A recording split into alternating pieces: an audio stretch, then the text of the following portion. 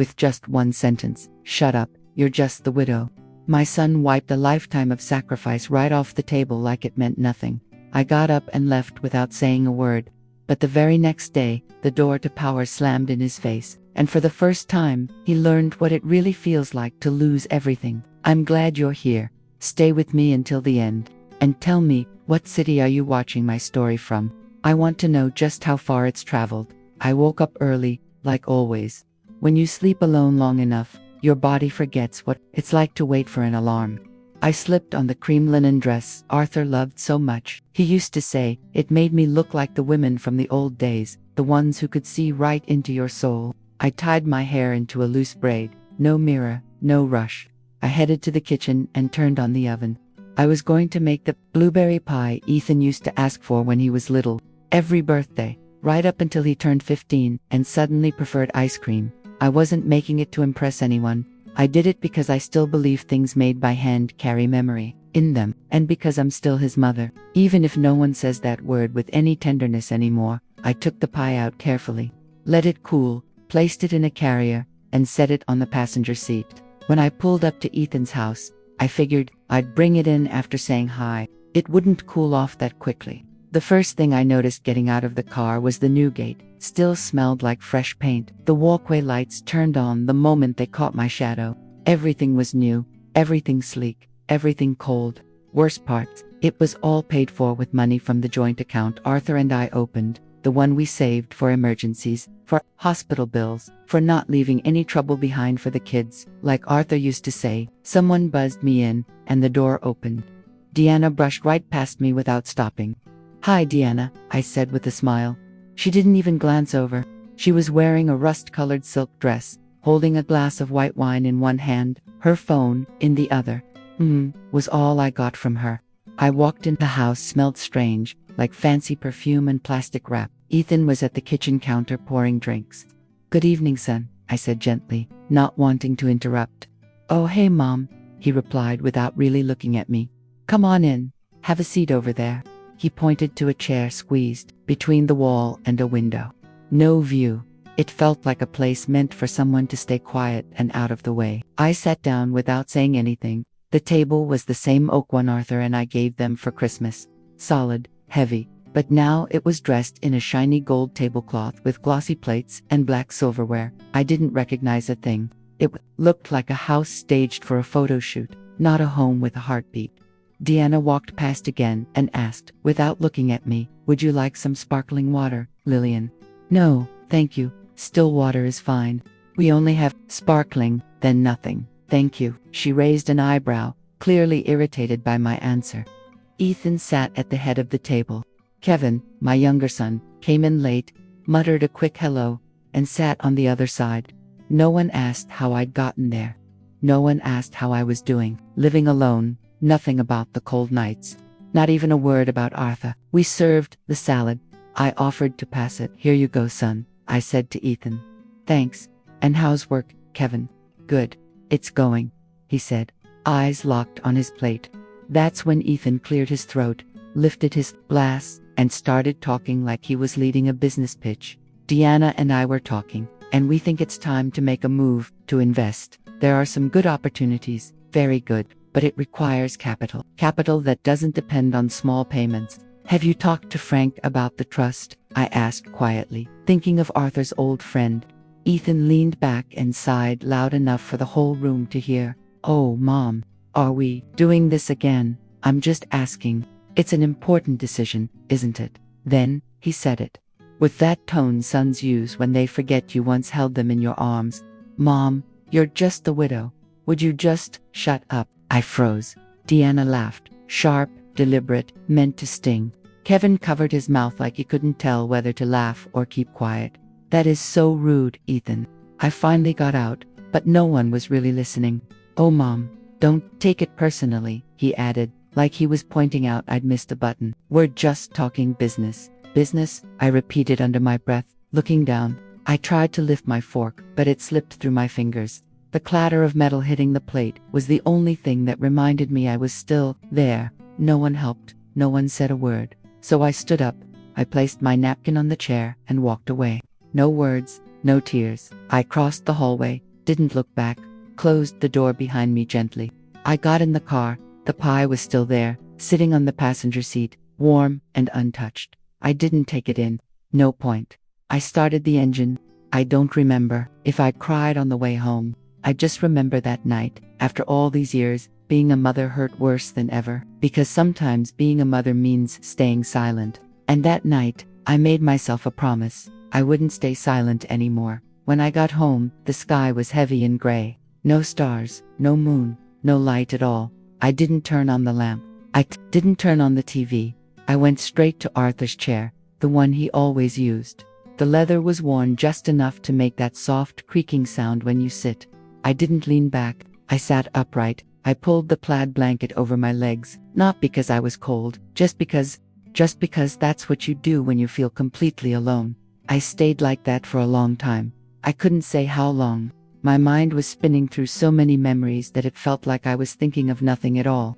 I closed my eyes. I could hear the ticking clock, the faint sounds from the street. I thought about the birthdays when they barely said hello, when they stuck me in a corner and went on with their lives.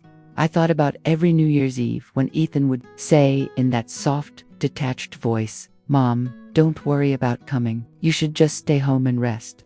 You're too tired to be running around." I used to think they were looking out for me. I thought they cared. Now I see it clearly. They just didn't want me there. They had already shut me out. I wasn't part of it anymore. I let out a long breath. I reached for the drawer in the side table, where we always kept tissues, but when I opened it, I felt something strange. Not soft, like paper, something firmer. My fingers found the edge, and I pulled it out. It was a thick envelope, made of old white paper, with a single letter written in the middle, L. It took a moment for it to register. It was Arthur's handwriting. That firm, square print of his. He always wrote in block letters, because his cursive was a mess. My hands were shaking, I won't lie. I opened the envelope slowly, like I might break something sacred if I moved too fast. Inside was a letter, and a stack of stapled documents. I read the letter first. If you're reading this, it means it's all happened. I know you'll want to fix things, to save what you can, but this time, Lillian, please, protect yourself. The assets, the company, the accounts, everything is in your name. Don't let our sons take it from you. And if you have to, burn it all down. I felt something tighten deep in my stomach. I didn't cry, not even one tear, but a part of me, some old, worn down, obedient part, quietly came undone. I picked up the papers and laid them across my lap, going through them one by one. Property deeds, ownership titles, notarized forms, bank transfers, legal documents granting power of attorney, all signed by Frank, all dated 8 months ago. That was right when Arthur started his second round of chemo. I remember because from that point on, neither Ethan nor Kevin came around anymore. I flipped through page after page. I didn't catch every technical word, but I understood enough. Arthur had taken care of everything. He had seen this coming. Even from the other side, he was telling me, "Don't let them, Lillian." I closed the stack of papers with a firm grip. My hands had stopped shaking. I got up, walked to the hallway closet, and pulled out my black leather briefcase, the same one I used to take to parent-teacher meetings, back when they still cared what I thought. I opened it on the table and placed the documents inside carefully. I checked every corner to make sure nothing was loose, then clicked the clasp shut and returned to Arthur's chair. I didn't sleep. I didn't go to bed. I didn't even change clothes. I sat there, the briefcase beside me, staring into the darkness without fear. At 7 sharp, I picked up the phone and made the call. 2 rings, and then a voice I've known for over 30 years answered. "Hello, Frank. It's Lillian." There was a short pause, no more than a second or two. "Lillian, I've been waiting for this call for a long time. I found Arthur's letter, and all the documents. They're all here." "I see," he said, calm as ever. "Do you want to come into the office today?" "Yes. I want to take care of this now. I'm not just going to sit back anymore." "Perfect. Come whenever you're ready. My morning's wide open." "How about in an hour? I'll be waiting." Another small pause. Then I asked, "Frank, did you know everything?" "Yes. Thought Arthur asked me to hold on to it all until you were ready. He didn't want them pushing you, or treating him like a cash machine while he was dying." "He didn't tell me," I said under my breath. "He knew you'd understand when the time came. And that time is now. isn't it? Yes, I answered without a second thought. I hung up. I poured myself a strong black coffee, no sugar. I walked over to the picture of Arthur sitting on the mantel. I looked him in the eyes. He said everything without saying a word. I've got it, honey. I'm ready now. I grabbed my purse, opened the front door, and stepped outside without a flicker of doubt. The sky was still gray, but inside me, everything was clearing up. I pulled into the packing garage of Frank's office mid-morning, the sun finally breaking through and flooding the windshield. I had driven in total silence, no music, windows up, focused only on the briefcase beside me, sitting there like a sleeping animal, just waiting to bite. I took the old elevator that moaned at every floor. When the doors opened, the receptionist greeted me with a practiced smile. "Good morning, Mrs. Morgan. Can I get you some coffee? We'd just brewed a fresh pot." I shook my head. "Thanks, sweetheart, but I don't have the stomach for it today." "As you wish. Go on in. He's waiting for you." I walked down the narrow hallway to the last office. Frank stood to greet me, dressed in his slightly worn gray suit. Sunlight angled through a dusty window, catching the cluttered shelves stacked with folders and the same crooked landscape painting from 1978, one I'd never asked about. I skipped the small talk. I opened the briefcase, pulled out the cream-colored folder, and placed it in front of him. "It's all there." Frank slid on his glasses, separated the documents into piles, moved the letter aside, inspected the seals, and ran his thumb across every signature. "Everything checks out," he said. "Arthur had this all arranged 8 months ago, right after his second round of chemo. Did you know?" I knew when he signed them. That was when the boys stopped visiting. Frank took off his glasses and wiped them with a handkerchief. "Arthur didn't want them to know. He was afraid they'd circle him like a walking ATM. He asked me to hold on to everything until you were ready." I tightened my grip on the briefcase. "I'm ready now." "Then let's get started. Today." Frank straightened up and dialed. "Mr. Flores, I'm requesting an immediate freeze on the Morgan Family Trust's main account, number 472901. Yes, at the direction of the primary holder, Lillian Morgan." "Good. Confirm a full block on all connected cards. Thank you." He hung up and made a second call. "Property Department, cancel all digital access and utilities to the lake house. Parcel ID 11238L. Cut the power, water, and gas, effective immediately. Yes, notify the property manager." Then a third call. "Central Boutique Bank. Urgent. Freeze the commercial account for Deanna's boutique holder, Deanna Morgan. Flag all recent activity as suspicious. Close the line of credit." He scribbled case numbers onto a legal pad and handed it to me. "Everything's sealed. Anything else you'd like to review?" "That's enough for now." I stood. "Thank you for keeping this quiet. That's what I'm here for. And Lillian, if you need backup, I'll face them myself." Frank opened the door and shook my hand. "Arthur would be proud."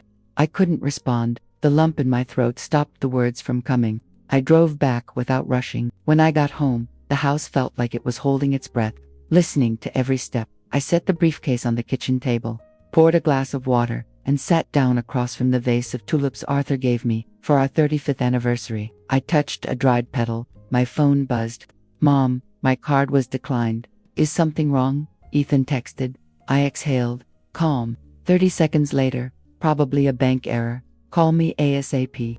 Another vibration followed. "Mom, this is urgent. I can't pay the electric bill at the lake house." "What's going on?" I picked up the phone and turned it face down behind the vase. I opened the briefcase, took out each document, and stood them upright like dominoes in the sunlight. The deed, the power of attorney, the bank records, they glowed in the fading light. I inhaled slowly, feeling the pressure building in my temples. I thought, I am no longer the woman who waits for permission to speak. I spent the rest of the afternoon checking dates, marking figures, leaving no room for loopholes. Every time the phone buzzed, I let it ring until the silence returned. As the sky darkened, I zipped the briefcase shut with a final, crisp click. I caught my reflection in the window, hair graying but pulled back, posture steady, no tears in sight. I whispered, just loud enough for myself to hear, "Arthur, it's done." I turned on the hallway light, grabbed my car keys and the briefcase. It was time to look them in the eyes and make it clear that from now on, Mom wasn't a name they could trample. I opened the door. The night air smelled like warm earth. I took a step forward without looking back. For the first time in what felt like forever, The street seemed like it had been waiting for me. 5:15 in the afternoon, that's what the dashboard clock said when I turned off the engine in front of the house, with 2 names on the deed, Arthur's and Ethan's. I got out slowly, took a deep breath, and felt the lingering heat rising from the pavement. I held the briefcase tight against my side. I wasn't there to ask for permission. I came to remind them who paid for every brick. I knocked once. The door opened almost immediately. Ethan stood there, his face twisted in a mix of confusion and irritation. "Mom," he said, not budging. "I wasn't expecting you." "Well, here I am," I said, stepping through the doorway without waiting to be asked. He stepped back to let me in. I walked straight to the dining area. Passing the sofa, the rug, the artwork, I helped them choose back when they were still waiting on the bank's approval. Deanna came out of the kitchen holding a glass of white wine, and her smile turned stiff the second she saw me. "Lillian," she said, her voice laced with forced politeness. "I didn't know you were coming. Is everything okay?" "Everything is in order," I answered. "That's why I'm here." I stood at the granite kitchen island, set the briefcase down, unlatched the clasp with a click louder than I expected, and laid the papers out in front of them like a fresh hand of cards. "Please read these carefully," I said, keeping my voice steady. "It's in your best interest." Ethan picked up the first sheet, skimmed it, and raised his head. "Mom, you can't move money without the trust board's approval. You know that." I looked him in the eye. "There is no board, son. Arthur dissolved it 8 months ago. Here's the certificate." I slid the page toward him, the one bearing his father's signature and the notary's seal. Deanna stepped closer, took a long sip from her glass, set it down, and grabbed another document. "This doesn't make any sense," she said, her voice pitching higher. "What do you mean all the accounts are in your name? You can't just do that overnight." "It wasn't overnight," I told her. "It was the same month you both stopped visiting your father in the hospital. Arthur made sure to protect what was his, and what is mine." Ethan began tapping his fingers on the countertop, clearly irritated. "Mom, you're overreacting. We're family. We can sit down, talk through this, go over some options. We can." I cut him off. "Com and clear. The options have already been reviewed. Here are the frozen account numbers, the revoked access, and the updated legal provisions. Read it carefully. Son, I didn't come to negotiate. I came to inform." Deanna's voice rose. "This is crazy. Are you seriously trying to leave us with nothing? Just canceling our cards like that?" "The bank canceled them, not me," I said. "I only asked them to check every charge before approving it. If you don't have the funds, the card gets declined. That's how it works for everybody." The silence that followed was thick. The only sound was the ticking clock on the stove. I reached into the briefcase and pulled out the folder containing the house deed.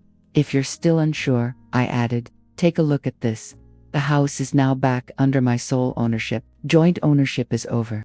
I set the document down on the stone counter. Ethan took it, read every word, and I saw the tension crawl up his neck. "You can't do that," he mumbled, his voice flat. "This is my house. I'm paying for it." "You're paying for it with loans taken out in your father's name," I replied. "He's not here to co-sign anymore. And I'm done guaranteeing your debts." Deanna stepped forward, swirling her wine glass. "This is abuse, Lillian. There are laws." "I know the laws," I said. "And I'm following them exactly.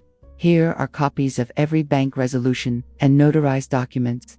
I stacked the pages neatly in front of them, each copy exposed, then snapped the original folder shut, slid it into the briefcase, and locked the clasp. Ethan took a long breath, his hands pressing into the counter. "Mom, at least listen. We can figure something out. This doesn't have to get ugly." "It's already over," I told him, my voice steady. "What happens next depends on you, not me." Deanna opened her mouth again, but I raised a manila envelope before she could speak. "These are your duplicates. Talk to a lawyer if you want. I've done my part. You've been informed." I set the envelope down on the counter. No one reached for it. I turned and walked toward the front door with the same calm stride I came in with. No one said goodbye. No one asked me to stay. All I heard was the click of my heels across the hardwood floor. When I opened the door, the last light of day hit my face. The sky burned with orange and violet, and for a second, I felt my heart beat slow. I stepped outside without turning back. There was no anger in me, no pride, just a different kind of silence. The kind that feels like the last period Arthur might have written if he still had the strength to hold a pen. I got into the car, set the briefcase on the passenger seat, and before turning the key, I looked at my hands on the wheel. They weren't shaking anymore. I started the car and drove into the twilight, unburdened by a name that once made me small. The moment I walked through my own front door, I took off my shoes, not out of habit, but to keep the noise of the world from following me. I set the briefcase on the kitchen counter, where it sat in silence like a quiet witness to everything. The phone was already vibrating before I reached it. I saw the screen blinking nonstop. I walked over. The first message was from Ethan. "Mom, what's going on? My card's blocked. I can't pay the rent." 5 seconds later, another buzz. "Mom, we need to talk. We can work this out, okay? But you can't do this to us." I didn't reply. Not because I had nothing to say, but because I'd finally realized I didn't owe them an explanation. I left the phone on the table, screen up, waiting for the light to fade on its own. Then came a voicemail. "Deanna." I played it without much care, and the moment I heard her voice, I knew the tone by heart, sweet words soaked in syrup, masking something sharper underneath. "Lillian, honey," she began, "this is so hard. We don't know what to think. You're reacting in such an extreme way. This is family." I stopped it before she could finish. I hit delete without hesitation. I didn't need to hear her pretend to be heartbroken. A minute later, another message came in, this time from Kevin. It was short and hesitant, hanging somewhere between guilt and cowardice. "Mom, is this true?" I couldn't tell if he was actually looking for the truth or just trying to keep himself in the clear. Either way, I didn't care. I turned the phone face down. The marble countertop felt cool under my fingertips. I leaned forward on both hands and took a breath. That's when it buzzed again. But it wasn't either of them. It was a name that made me pause.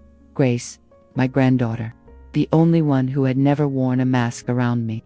I read her message slowly. "Grandma, it's Grace. My parents are acting weird. They're yelling. They're upset. What happened?" I stared at the screen for a long while. My fingers shook just a little. I typed back, "Grandma is fine, sweetie. When this all calms down, I'll explain. For now, just trust me." I saw the 3 dots appear, like she was typing, then vanished. Nothing else came through. I didn't follow up. I didn't need to. Grace would understand when she was ready.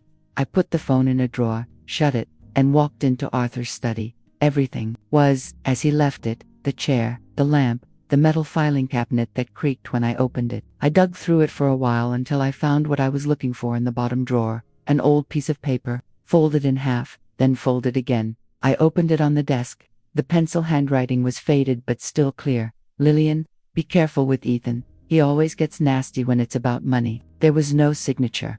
None needed. I knew Arthur's handwriting anywhere.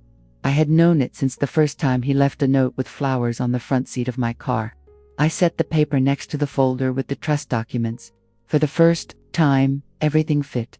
Arthur had seen it before I did. I'd just taken longer to accept it. I went to get my old hardcover notebook, the one I'd used for recipes, then shopping lists, and lately, financial records. I turned to a fresh page. I picked up the black pen I saved for serious matters. At the top, I wrote, "Assets to freeze, assets to sell." I started the list: company account, blocked; Deanna's boutique, frozen; lake house property, under review; Ethan's bank access, suspended. Then I moved to the next column: land in Arizona, value pending; SUV, consider selling; small investments, check returns. Line by line, I went through everything. I left nothing off. Every line was a clean break, a snapped cord, a chain I wasn't wearing anymore. By the time I finished the first page, the clock read 11. I filled a second, then a third dot at the bottom. I signed my name, Lillian Morgan. Not Mom, not the widow. Just the woman who finally stopped giving away what took her a lifetime to earn. I closed the notebook and placed Arthur's note on top. I shut the drawer with a dry click. I stood up, walked into the kitchen. The phone was still there, still quiet. I didn't check it. I turned off the lights. I went to my room. I sat on the edge of the bed, no rush, and right before I switched off the bedside lamp, I whispered, "It's done, Arthur. I've cut the last tie." The next morning, I hadn't even put water on for tea when the phone rang. Frank's name lit up on the screen. I answered right away. Lillian, he said, his voice rough, like he'd spent all night buried in documents.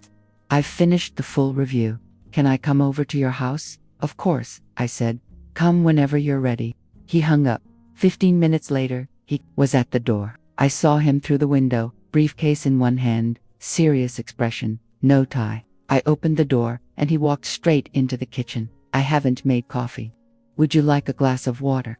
Water is fine, thank you. We sat at the table. He opened his briefcase, pulled out a black-covered folder, and placed it between us. You'd better sit down for this. I was already seated, arms crossed. Tell me, I said. I'm ready for anything. Ethan used Arthur's name to take out personal loans. He signed the paperwork as if your husband were still alive and fully capable. The loans were approved by small banks, some without proper verification. The total is over $500,000. I was stunned. When did this start? I asked, my voice steady. Frank didn't flinch. 10 days after Arthur's second surgery, right when he was moved to the ICU, I went quiet. 10 days, I remembered it clearly. I was counting out pills, cleaning his wounds, helping him take slow, painful steps to the bathroom. And during all of that, my own son was out signing papers like nothing mattered. Where did the money go? I asked. 2 places, Frank said. 1, the construction company account in Ethan's name, for that lake project. 2, the commercial account for Diana's boutique. And what about casinos Las Vegas? I asked without missing a beat. Frank nodded. Yes, 3 weekends in a row, all under Ethan's name. Hotel stays, gambling, bar tabs, it's all in the statements. I didn't respond. I closed my eyes and leaned back in the chair. I didn't feel rage or sadness. It was something emptier, like someone had scooped everything out of me. That's not all, Frank said, lowering his voice. I sat up straighter. What else? Deanna filed a petition to have your mental capacity evaluated. She submitted it through a notary in Atlanta. She included a copy of your signature. I opened my eyes. My signature? How did she get that? Frank handed me the document. It's a forgery. A poor one. See for yourself. I looked at it. The lines were shaky, clumsy, nothing like my handwriting. I let out a dry laugh. And they thought this would be enough to strip me of control. Yes, he said. They were trying to prove you were unfit, that you needed a guardian, that you weren't capable of managing your own affairs. Is it enough to press charges? I asked calmly. More than enough, he answered with certainty. We're talking fraud, forgery, breach of trust. Everything is documented. Then file the complaint, I said. Formally, I want them charged, Frank. Every single offense. Don't leave anything out. I'll file today, he promised. He closed the folder and placed it back into his briefcase. We shook hands without force, like 2 people who understood the weight of what was coming. 2 days later, at 7:30 in the morning, he called again. They're on their way, he said. They're serving the warrant at Ethan's house this morning. I stayed home. I didn't need to see it. I didn't want to be there. I sat in the armchair, holding a cold cup of coffee. At 11, Frank called again. It's done, he said. Officers arrived. Ethan hid behind the curtain, just watched, never opened the door. Deanna came out yelling, cursing at everyone. What did she say? That this was family, that it couldn't be happening, that it was all a mistake, that she was your blood. I didn't say anything, Frank added. They cuffed her in front of the neighbors. No one stepped in. They just stood on their porches, coffee mugs in hand, and watched. Thanks for letting me know, Frank. I ended the call and set the phone on the table. I didn't cry. I didn't even sigh. I just stared at the kitchen floor like maybe something had fallen that I hadn't noticed. The phone vibrated again. It was Grace. Grandma, I don't know who to trust. They took my mom away. I stared at the message for a long time. I pressed my thumb against it, read it again. Then I answered, Honey, trust whoever you feel you can. I'm not asking you to believe me. I just believe you'll know what's right and what isn't. The 3 dots popped up like she was typing, then disappeared. She didn't write anything else. I didn't push. That little girl had more honesty in her than most grown-ups I knew. I got up, walked to Arthur's filing cabinet, opened the bottom drawer, and pulled out an old notebook. I flipped through the pages until I found the one with his neat architect's handwriting. Never neglect your own happiness. I touched the words with the tip of my finger. Then, I turned the page. It was blank. I picked up a pen and wrote without pausing. Every time they write me out of the story, I will return to write a new chapter. I closed the notebook and left it on the desk beside Arthur's note. Walked out of the study without looking back. There was no need. Everything that mattered had already been said, signed, and sealed. The next morning, I sat in the kitchen early, the soft morning light slipping through the white curtains like it was trying not to wake me. On the table, the stack of documents lay open to the middle. I hadn't touched them in hours. In front of me, the phone still showed Grace's name. No reply to my message from 2 days before. I looked at the screen and remembered her hug at Arthur's funeral. She hadn't said a word, just held on to me like she understood that some pain doesn't want comfort, only company. She was the only one who stayed to help put away the chairs, wash out the plastic cups, while the others headed for their cars or checked their makeup in side mirrors. She moved quietly, collecting plates with those small hands of hers, without needing to be asked. It was almost 4 in the afternoon when I went into the back room, the one with the built-in safe. I pulled out a folder labeled in my handwriting, Grace. I had written it months ago. I brought it to the kitchen table. Inside were all the documents for the cabin on the edge of Phoenix, the wooden one Arthur had spent 5 years building, weekend by weekend. He called it my only place of peace. I took out the deed, the blueprints, the clean title certificate. Everything was in order. No debts, no liens. I picked up my black pen, the same one I'd used to sign over the company, and signed on the line, Lillian Morgan, owner, Seeds to Grace Miller. I placed all of it in a white envelope. I didn't put my name on it. I didn't add a long letter. Just a small note folded in half. For Grace, your grandmother always trusted you. I took it to the shipping office and paid for express delivery. I didn't tell her it was on the way. I came home and sat in silence, not waiting for a reply, just sitting, as if giving something without expecting anything in return, gave me back something I thought I'd lost. That night, after 10, the phone rang. It was her. Hello, I said. Grandma, it's me. Her voice soft, like she'd been crying. I got an envelope, with a deed, your signature, and a note. Yes, I know, I said quietly. It's yours. I don't get it, she said, barely above a whisper. Why me? Why now? I didn't do anything. I didn't do anything to deserve this. I paused before answering. That's exactly why, honey, because you didn't do anything to hurt me. She was quiet. Then suddenly, words tumbled out of her. But I didn't say anything when my parents started fighting with you. I didn't do anything. I just stayed quiet. I didn't help. I didn't stand up for you. I wasn't brave. You didn't betray me, I said, my voice steady. That's enough for me. What if I mess up? What if one day I let you down? Then we'll talk about it, I said. But you've got something most people don't, a conscience. I saw the way you looked at me at the funeral. You knew. She didn't say anything. I just listened to her uneven breathing on the other end. Thank you, Grandma, she finally whispered, voice cracking. I don't have the words. I don't even know if I can take care of that cabin. Take care of it the same way you took care of my heart that day at the funeral. With respect, with quiet, with presence. I love you so much. I didn't even know how much until now. I always knew, I told her. Good night, honey. We hung up. I didn't cry. I didn't smile. I just sat there, holding the phone, feeling a quiet peace. The kind that settles in when a wound stops hurting but still leaves a mark. The next morning, just before 8, I called Frank. He picked up on the second ring. Lillian, is everything all right? Everything's fine. I want you to help me start an organization. A nonprofit. What kind? A foundation. What's the name? He asked, cutting to the chase. I didn't hesitate. The Arthur Fund, for widows who've been pushed out of their own lives. There was silence on his end. Then he spoke, softer this time. I know a lawyer in Texas who can walk you through the setup. I'll send you her info today. Thank you, Frank, for everything. You don't need to thank me. Just promise me this won't be symbolic, that it'll do something real. It's going to change lives, starting with mine, I said. I hung up.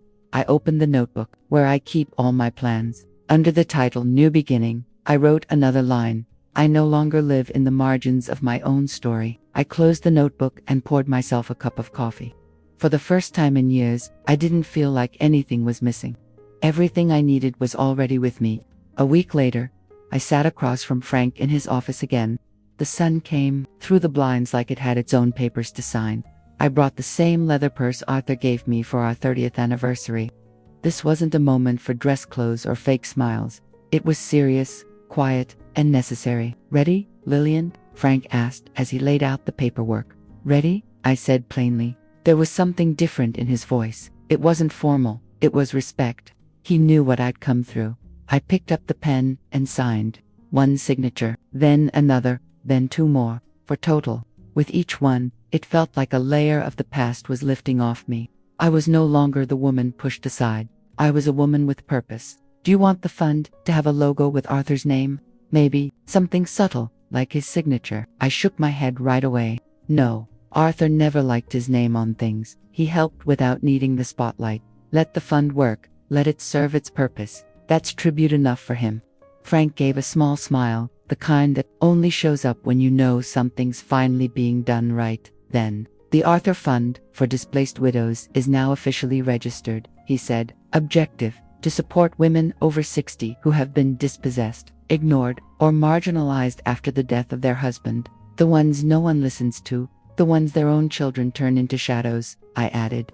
We shook hands, no applause, none needed. What I felt was something close to relief, as if, after all these weeks, I could finally exhale. 2 days later, the fund's website still wasn't finished. Buttons missing, broken links, the logo crooked, but the contact form worked. And that was enough. That afternoon, a letter arrived by courier. The envelope was handwritten, the return address from Texas.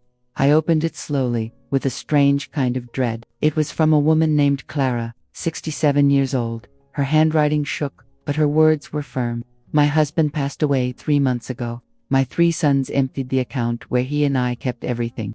They did it while I could still smell the funeral flowers in the house. They didn't even leave me enough for rent. I need help to defend the little I have left. I have no one." I read the letter twice. My fingers trembled, but not from fear. It felt like every sentence had been written for me too.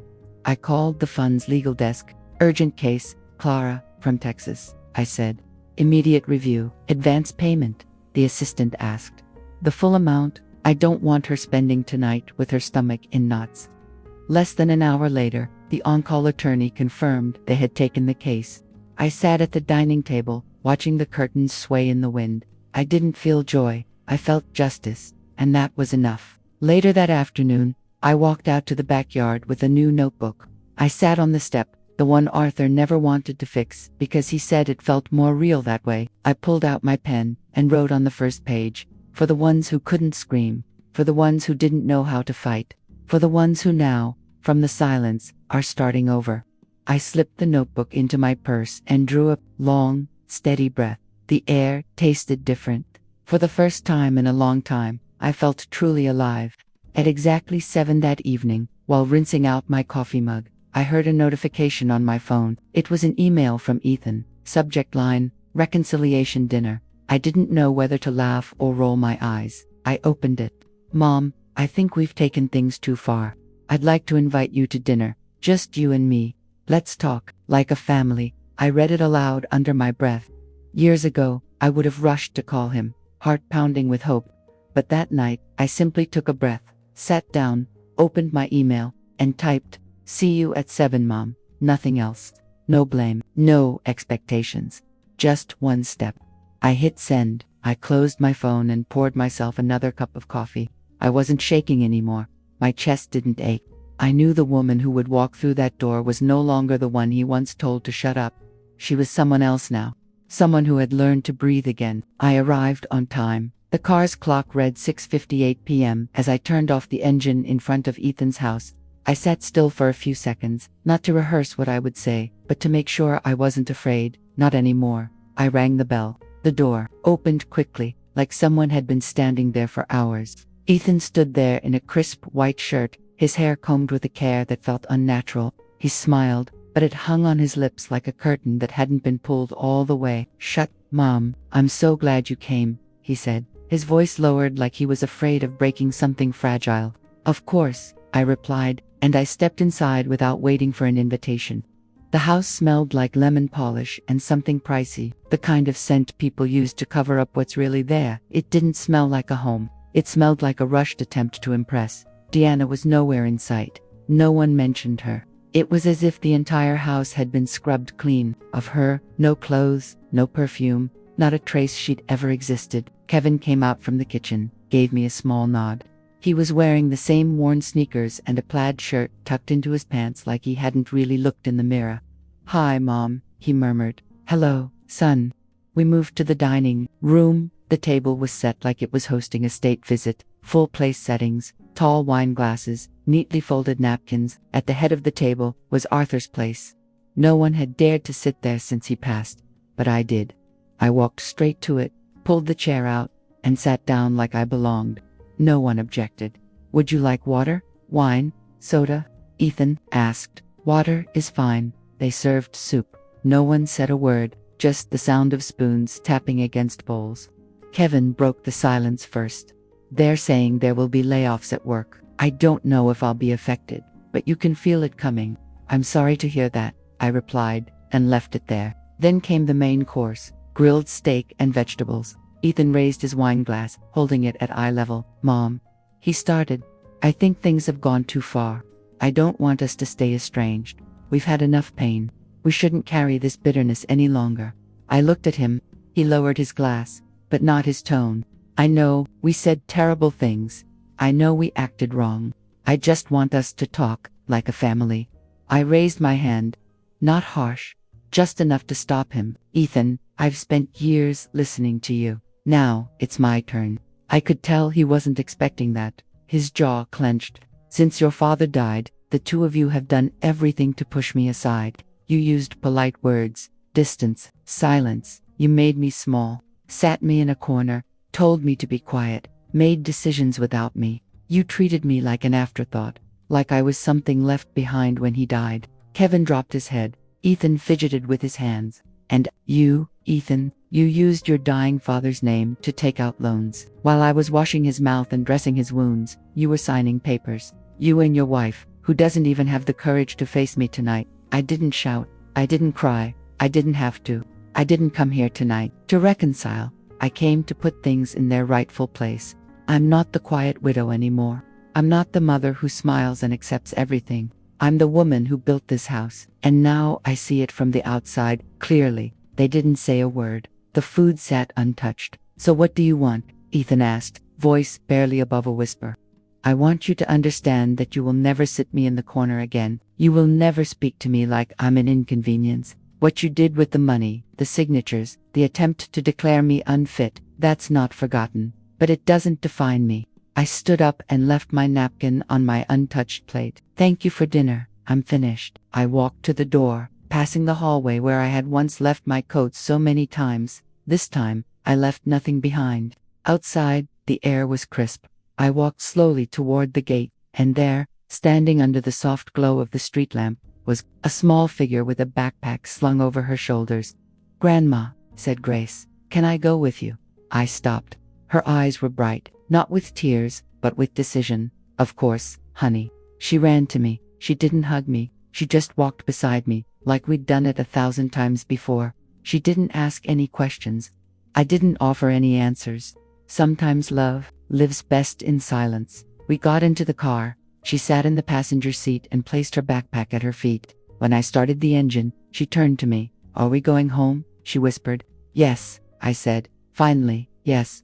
The cabin outside Phoenix was just as we'd left it. The scent of old wood, resin, and rainy afternoons still clung to the walls. Arthur always called it the only place where my head goes quiet. That quiet was mine now. Grace sat on the porch, legs crossed, hands wrapped around a steaming mug of tea. The late sun spilled across her face, warming her cheeks. She didn't speak. She just stared out at the mountains like she was searching for something hidden in the trees. She looked like me at that age, back when I still believed the world was fair. I was inside at Arthur's desk, reviewing papers for the third time that day. On top was the folder with the official transfer of the cabin to Grace's name. Beside it were the latest balance sheets for the Arthur Fund, which had already resolved 3 cases in under 2 weeks. In a third pile sat 2 more files waiting for my approval. My phone buzzed. Unknown number.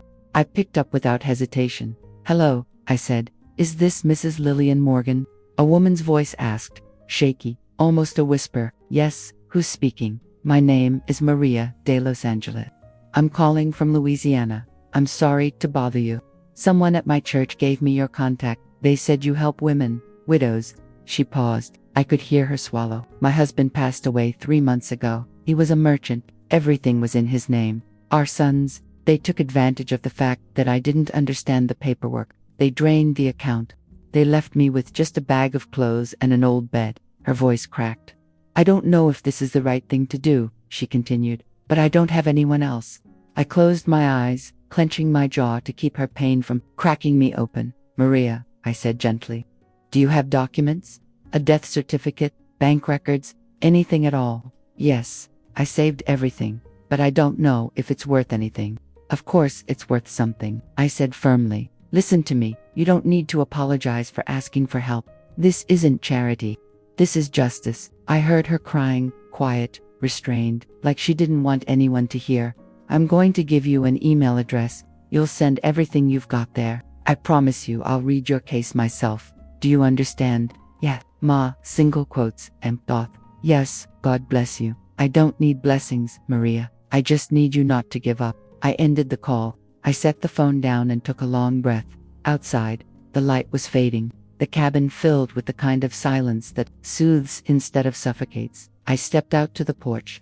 Grace was still there, hunched over her notebook, deep in thought. I sat beside her quietly. "What are you writing, honey?" I asked after a while. She looked up and showed me the cover. The title, written in blue ink, read, "Stories of My Grandmother." "I'm writing down everything I've seen these past few days. What you told me, what you didn't." I smiled. "And why do you want to write that?" "So I don't forget," she said. "So that when I'm your age, I'll remember I come from a woman who fought for her place." I looked out at the horizon. The mountains felt closer when she said that. "And what do you plan to do with those stories?" "One day, I'm going to read them out loud, to anyone who wants to hear them, or to myself, if no one does." I let out a breath. "Arthur would be so proud of you." She looked down. "You know you never yelled at me," she said suddenly. "When Mom would yell, you always looked at me like you knew it wasn't worth yelling back. Yelling doesn't teach. It only scares," I answered. We sat in quiet for a moment. Then she asked, "Do you think Dad will ever understand everything that happened?" I stared into the distance, choosing my words. "Maybe he will, maybe he won't, but that's not your burden to carry anymore. We didn't come to this cabin to fix what they broke. We came here to start what we're going to build." Nodded, closed her notebook, and hugged it tight against her chest. I went back inside. On the desk, I picked up the envelope holding the cabin transfer documents. I placed Arthur's old note on top, written in his large, shaky handwriting, "Never neglect your own happiness." I read it one more time. Then I grabbed a blank sheet of paper and wrote in blue ink, "This story, this time, is signed by me, with my full name." Without fear, without permission, I closed the folder and secured it with the metal clasp. And for the first time, I didn't feel like a part of something ending. I finally felt like the author of something beginning. If there's one truth I hope the story of my life makes clear, it's this: never let anyone erase your name from the life you built with your own blood and tears. Being a mother doesn't mean giving so much that you vanish. As women, we have the right to speak, to reclaim the space quietly stolen from us. I, too, once sat at the edge of a table, quiet and obedient, mistaking that silence for love, but I was wrong. Love should never mean disappearing. Family doesn't excuse betrayal. Blood shouldn't cover up greed. I stood up not for revenge, but for renewal. Not to teach my children a lesson, but to save myself from falling apart. And now I want to ask you, yes, you reading this, what would you do if it were you? If you stepped into a house where your son looked away, your daughter-in-law looked through you, and the child you raised said, "Mom, you're just the widow. Would you please just shut up?" What would you do? Would you stay silent again? Walk out with the still warm pie no one cared to taste? Or would you turn back, gather every document, open every door, and write your story again with the hands that spent a lifetime loving in silence? I don't need your approval, just your truth. If it were you, would you choose silence, or would you stand? I'm listening, without judgment. And I believe with all my heart that God blesses those who dare to take back the voice that was stolen from them.